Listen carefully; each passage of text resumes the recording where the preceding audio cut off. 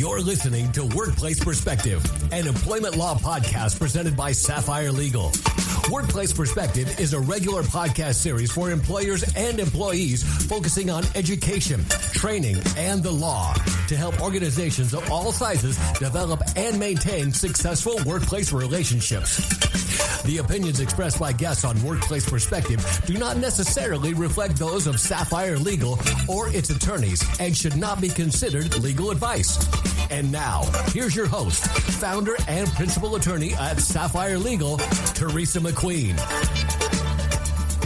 Thank you, James, and welcome everyone to Workplace Perspective, where we are striving to raise the bar at workplaces everywhere. Today, we're again taking some time out of our regular schedule to bring you another in our series of COVID-19 related shows.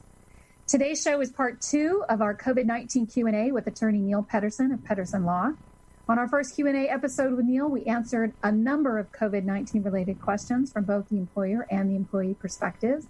And on today's show, we'll answer a few additional questions and hear Neil's thoughts and insights on how this is all moving forward. It's going to be a great show. Don't go away. We'll be right back. The opinions expressed by guests on Workplace Perspective do not necessarily reflect those of Sapphire Legal or its attorneys and should not be considered legal advice. You're listening to Workplace Perspective, an employment law podcast presented by Sapphire Legal. Welcome back to our listeners, and welcome back to Workplace Perspective, Neil Pedersen. Thank you. It's good to be back. I'm happy to have you back. I'm very excited to get into these Q&A. There's so much has changed even since the last time we talked. It's going to be really interesting. But, of course, before we get started, why don't you just remind everyone who you are and what you do? Okay. I've been an attorney in California for a little over 30 years. I have a relatively small law firm here in Orange County dedicated to representing employees related to employee rights, meaning discrimination, harassment, retaliation, leave issues, wage and hour issues, and the like. And in addition, I've been teaching a class at a local law school on employment law for the last 8 years, along with a class in law practice management and technology. All right. And just a great all-around guy, got to say. Those of you that don't know, Neil is my former law partner. So about since 2016, right? Yeah, it's time flies. It seems just like yesterday. Like yesterday. And look at this whole new world we're in right now. Amazing. It's amazing. Well, we had so many great questions on the last episode that we couldn't get to all of them. And so we decided that we wanted to bring Neil back so we could answer a few more questions about COVID-19 related issues, again, from the employer-employee perspective, as much as we can do that. So we're going to go ahead and get started. Neil has a great question, one that's on everybody's mind right at the moment. So take it away, Neil. Okay. Well, it is, I probably am getting this question asked maybe three times a day from various sources because some employers are now starting to open back up, bring their employees back. And so the question that I'm getting is, do I have to go back if I'm still worried about the coronavirus and I think it might be too soon to be going back into work with all of my coworkers? And this is, if it isn't on people's mind now, as everybody's employers do start slowly reopening for business whenever the stay-at-home order is lifted here in California, it's going to be on a lot of people's mind, especially those people who may be in the high-risk category or may be caretaking somebody in a high-risk category. And then there's the child care issues. So this is just impacting everybody. And I do think it's on everybody's mind. I'm getting a lot of calls myself. And I think it's either, whether you're on the business side or the employee side, and the way people are working from home, sometimes you're getting it on, sort of from both perspectives. I know in my little new work environment, I'm getting both perspectives. I have, my current office partner looking at being sent back to work, and then also being as an employee, and then also being on the management side of that and trying to answer some of these issues. So even those people who are working and looking at bringing them back on the business side are also employees struggling with these issues as well. So it's really impacting everybody on so many levels. I think it's really important. So what do you think? Tell us what you think about that. Yeah, let me start with something I said in the last broadcast, but I think it's important if somebody wasn't listening to that they understand that we are in very unique times. The last time that we in the United States have faced something like this was way back in the early 1900s, and there were not a lot of employee privacy laws around back then, medical privacy laws, those types of things. So we are truly in unique times, and there isn't established law that we can look to that tells us exactly how courts will determine some of these issues. And so all we can do now is basically talk about what the law presently says. We can talk about how we think the law may develop in certain areas, but there is no certainty, and it's developing day by day.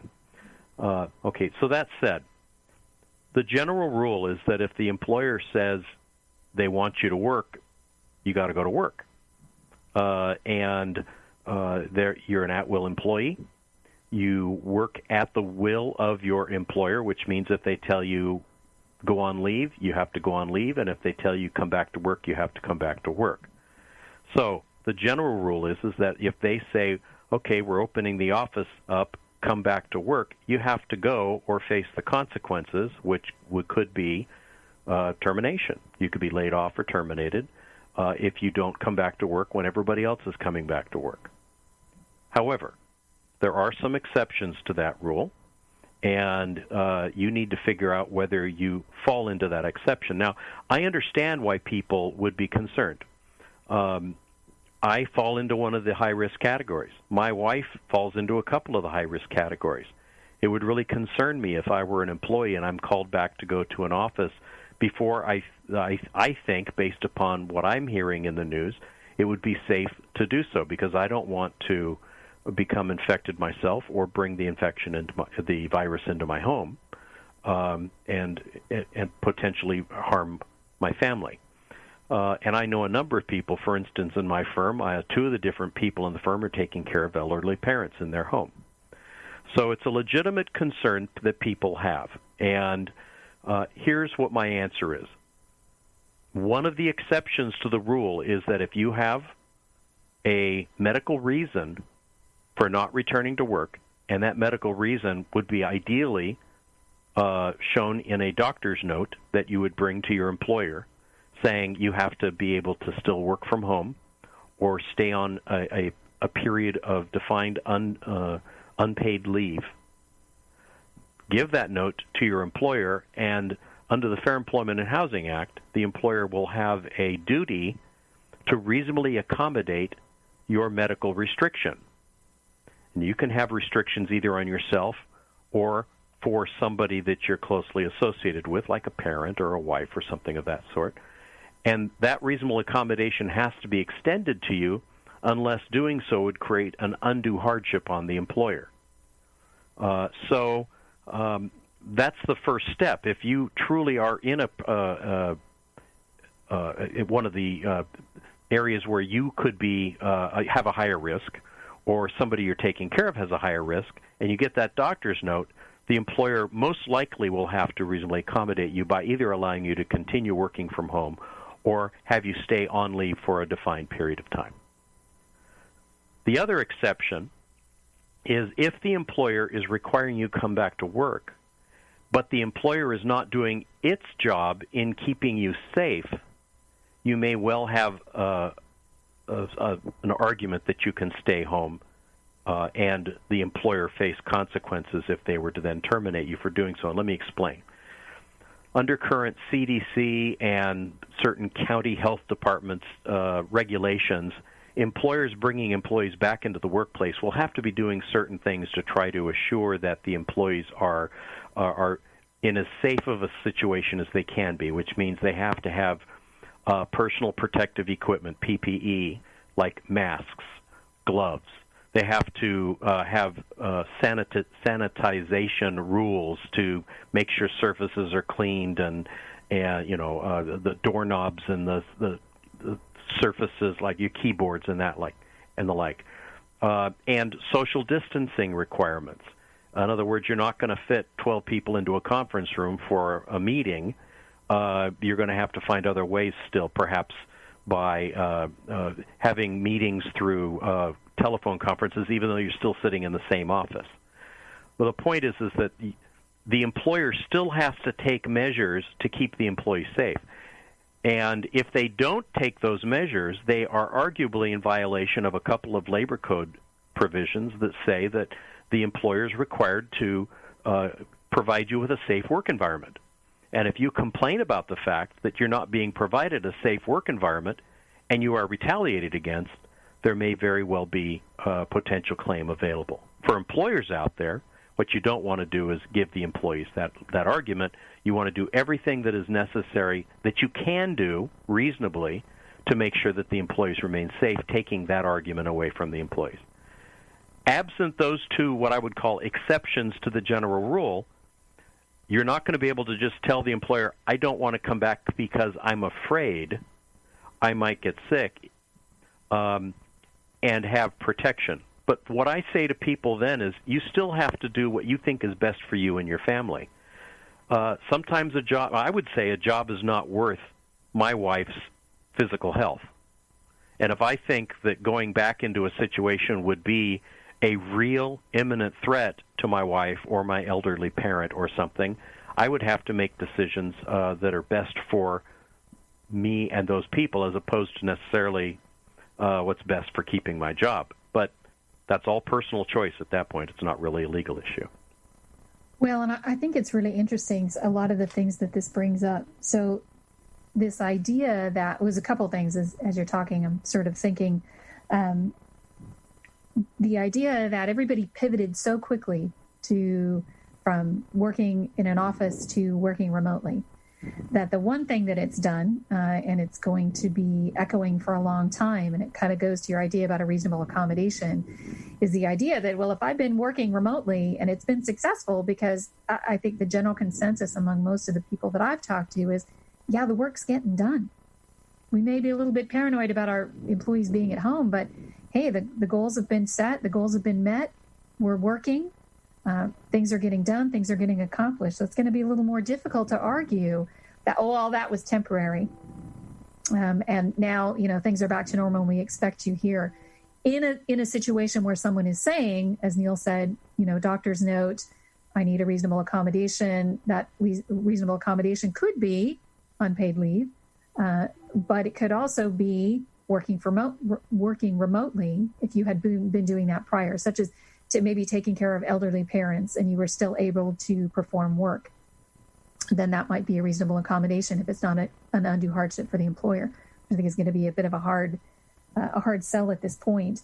The other thing that I was thinking about is that we talked so much when all this started with a lot of my clients about this opportunity that we're having to come together as a country, together as a state, as a community, as a local community, as a business, is to build goodwill. So take this opportunity as a business to build goodwill with your employees by extending leave, by being flexible, by pivoting to remote work and putting things in place and not being so mindful, being a little more mindful of a job is not necessarily 8 to 5. If it can be done on a different schedule, let's see if it can be done. So being flexible and buying that goodwill, which I think speaks to this issue as well. If employees have been working successfully remotely, then you're really going to buy some goodwill by continuing to allow that to happen for someone who is maybe afraid. Maybe they're going to be afraid for the next 30 days, but maybe they won't be afraid after that. Maybe things will have changed enough. So I hate to see a workforce being thrown away, in essence, or, punished in some way because people are fearful or because they have things that are out of their control, the school situation or the elderly care physician. So I really think this is an opportunity for businesses to continue to rethink what it means to conduct business, what the workplace of the future is going to look like, and to continue to buy goodwill with the employees. So I'm getting the signal from Paul. We got to take a break. So we're going to take a quick break, and we come back. We're going to answer some more questions. We're going to keep moving through this. So stay with us. We'll be right back.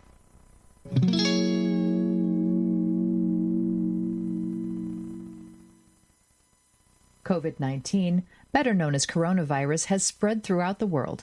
Symptoms of this respiratory disease may include fever, cough, and shortness of breath. These symptoms may show up 2 to 14 days after exposure. If you are experiencing these symptoms and have come into contact or are in an area with an ongoing outbreak, please call a hotline and/or consult with a physician. Clean and disinfect high-touch surfaces. For more information, please visit cdc.gov/COVID-19. Thank you. If you enjoyed today's show, do this. Share us, like us, give us a review on your favorite podcast app. It means a lot to us, and it ensures more people tune in and raise the bar at workplaces everywhere. Welcome back, everyone. We're talking with plaintiff's attorney Neil Pedersen. Neil, I want to ask you, I've been thinking about this a lot these last couple of weeks as everyone has been talking about returning to work and how's that going to happen, what's it going to look like. And I want to ask you, do you feel like the leave that was offered through the federal acts was offered a bit too soon? Or maybe it should have been phased in a little bit? Because as we're looking at this, people have pretty much used up, I would think, a lot of the additional leave that was offered through those emergency acts, the emergency FMLA, and they used that up, and then the emergency federal paid sick leave. What do you think? Well, it depends. If you're talking about the Emergency Family and Medical Leave Expansion Act, related to having to care with your children at home, that one, that should still be available. In other words, if you were working for an employer and your kids were sent home from school and you're now homeschooling these children, you were eligible for up to 80 hours of emergency paid sick leave and then an additional 10 weeks of the emergency family and medical leave if you have to stay home to take care of children. If you have children Right. under the age of 18 due to school closure. We've been working through some of that, though. How many weeks has that been? Well, I think we've been 5 or 6 weeks into it now, at least into the California. Maybe it's a little bit longer because it was toward the end of March that it started.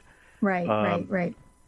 You know, and I think at that point in time, that's all that they didn't know. I mean, what we're seeing now through a lot of different organizations is they made rules when this first started, and now they're expanding, extending things. And it wouldn't surprise me to see some of these deadlines and these leave numbers extended through government action, the Congress or something, like they did with the PPP for small employers, where they put so much money into there for small business administration loans, and when that money ran out, they added a lot more money to it because they need. At the time they made these decisions, they didn't know how long it was going to last. But the longer this lasts, I think I'm looking in a crystal ball right now and thinking that if they see that it's necessary to extend some of these things, they will. And unfortunately, what that means for the employers is that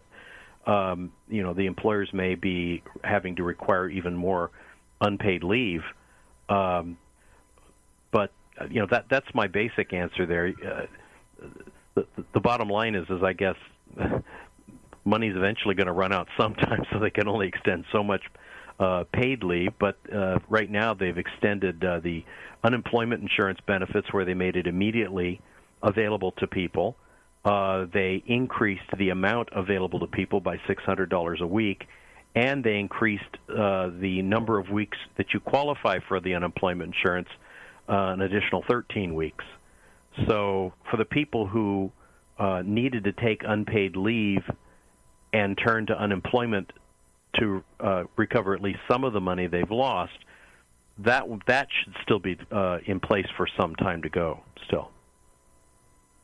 Yeah, I think you're right. I think they're gonna. I think at some point they're gonna look at some of that and say, yeah, we can. I think we can offer a little bit more.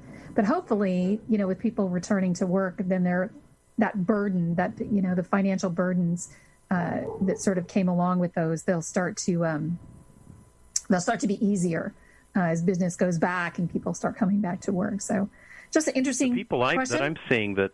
I'm sorry. The problem I'm seeing is the people, for instance, some of these people right out on the front lines, the people that work in hospitals and the like, they don't qualify for some of these emergency paid leave. So I've had several employees of hospitals say, "But my kid's home, and I've tried to get leave so I could take care of my kid, but my boss is telling me that I don't qualify for that leave." And in fact, the Department of Labor issued guidance that basically says that it applies to all healthcare providers, but the guidance has expanded that leave to include not just an employee who's employed by a medical provider, but an entity that contracts with a medical provider or that merely provides supplies to medical providers.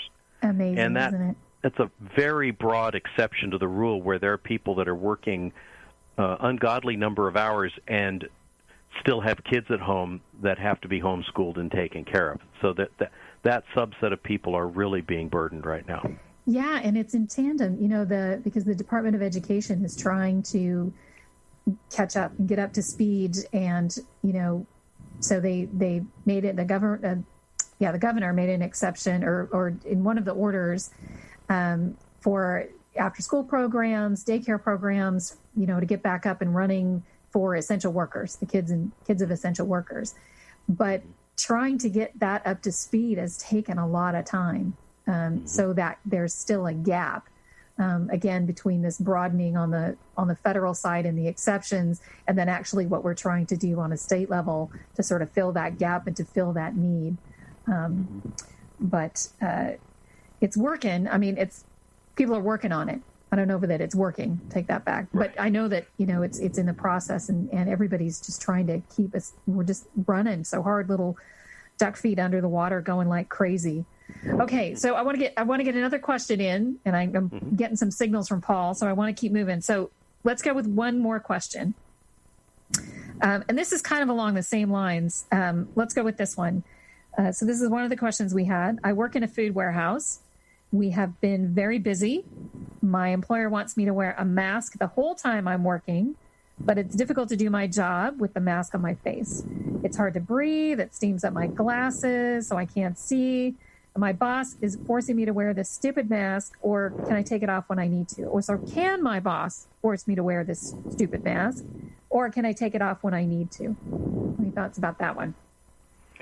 Yes, and this is an answer that most employees don't want to hear. But if the employer tells you, what's that? That's why I'm letting you say it.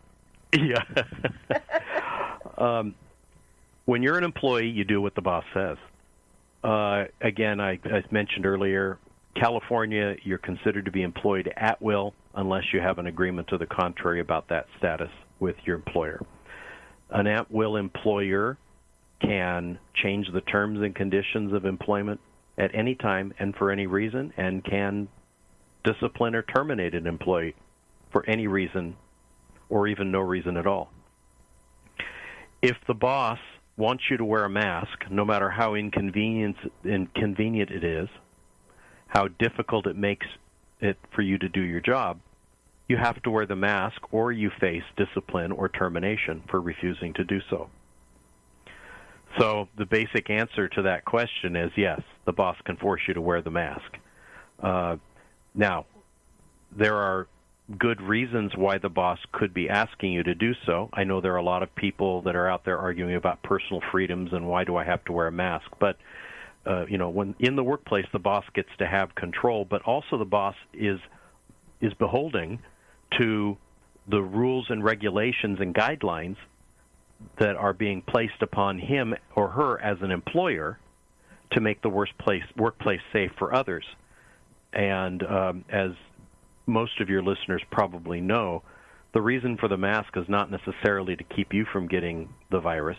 It's to make sure that you don't spread the virus through coughs or exhale, things like that. And so it's really for the protections of others in the workplace, and the boss is doing it because the CDC and the local county Department of Health is requiring the boss to have these safety measures in place at this time. Yes, that's the hard and fast answer. And my thoughts on this one went to a couple of different things. One, I think it's really important that people find a trusted source of information. A lot of people are turning to their employers for that trusted information. And I think that's kind of a good thing because, like you said earlier, in order to put people back to work, there are a lot of things that employers are going to have to do in order to keep that environment safe. And they're listening to trusted sources like the CDC, World Health Organization, and our local health organizations. So they're going to be a good source of information, but find trusted sources of information. And then I really think that in this case, communication is really key. I think there's a way that you can have this conversation with an employer that builds the relationship. Talk to them about your fears about wearing it, your concerns about wearing it, and maybe there's something you can come up with. Maybe that employer, I know resources are so scarce at this point, but there might be a way to work through it. Maybe to get a higher quality mask on the job, or something else that you can come up with. If nothing else, you're simply making that employer understand what your fears and concerns are, and you can work together to overcome them, or at least understand one another. Instead of staying sort of in your own space and in your own head with that resentment and that fear and letting it damage your relationship with your employer. I think it's a bad way to go. So those are kind of my thoughts with that. Neil, as we wrap up the show today, can you give us top 3 tips in this environment, maybe some cautionary tales, some words of wisdom, or maybe your thoughts for the future? Well, the first thing I would say is that depending on what side, unfortunately, the whole COVID thing is now becoming politicized. And there are sides that people are choosing about do we have to, is this a real problem, or has it been politicized and made an issue by politicians and the like? All I would say is we have to respect each other's opinions, and if you're on the side that thinks this is all a hoax, you still need to respect those people who have a legitimate, at least in their mind, is a legitimate fear of for themselves and for their family. And I think that just as we would treat political positions in the workplace, we need to treat fears and concerns about this COVID crisis in a similar way and not discount anybody's stated positions on this, but work together in that regard. And I have a fear that as we start assimilating people back into the workplace, we're going to see people treating this as a way to create dissension or controversy, as opposed to everybody working together, understanding that there are some people who are going to be more afraid than others about getting back into the workplace. And I would love to see employers understand those employees that have the fear about coming back into the workplace, and to address those concerns as legitimate, even if they may not personally feel that they or personally feel the same. Secondly, I would simply say that whether or not you believe that this crisis is, I'll say, is real or not, how you react to the situation, in other words, refusing to wear a mask or the like, is going to send messages to people about your concern about them.